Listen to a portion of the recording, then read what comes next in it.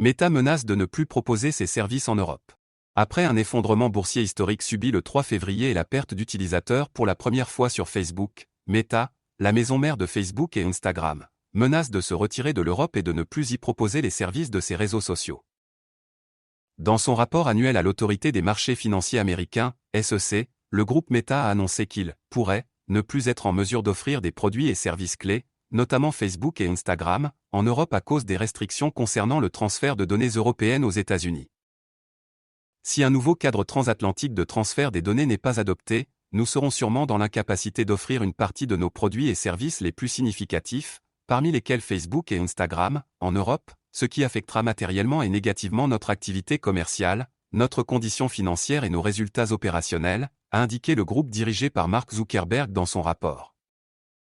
Les déclarations du groupe Meta montrent une volonté de pouvoir transférer, stocker et traiter les données personnelles de ses utilisateurs européens sur des serveurs basés en Amérique, volonté allant à l'encontre du Règlement général de la protection des données, RGPD, texte qui réglemente le traitement des données sur le territoire de l'Union européenne.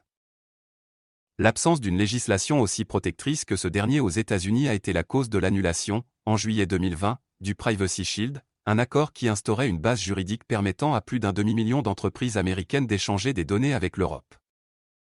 L'absence de transferts internationaux de données, sûrs, sécurisés et légaux, porterait préjudice à l'économie et entraverait la croissance des entreprises axées sur les données dans l'UE, au moment même où nous cherchons à nous remettre du Covid-19, avait averti le vice-président des Affaires mondiales et des communications de Meta, Nick Clegg, dans un communiqué publié sur la newsroom de Meta le 9 septembre 2020.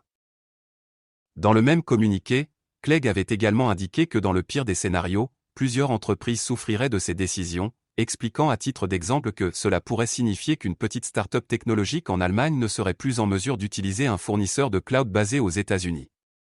Une société espagnole de développement de produits ne pourrait plus être en mesure de gérer une opération sur plusieurs fuseaux horaires, ou encore qu'un détaillant français pourrait constater qu'il ne pourrait plus maintenir un centre d'appel au Maroc. Bien qu'elle semble irréalisable, la menace de Meta plane toujours sur l'Europe, dans l'attente d'accords entre l'UE et le groupe afin d'éclaircir la situation concernant la circulation et la protection de données des utilisateurs des services proposés par Meta.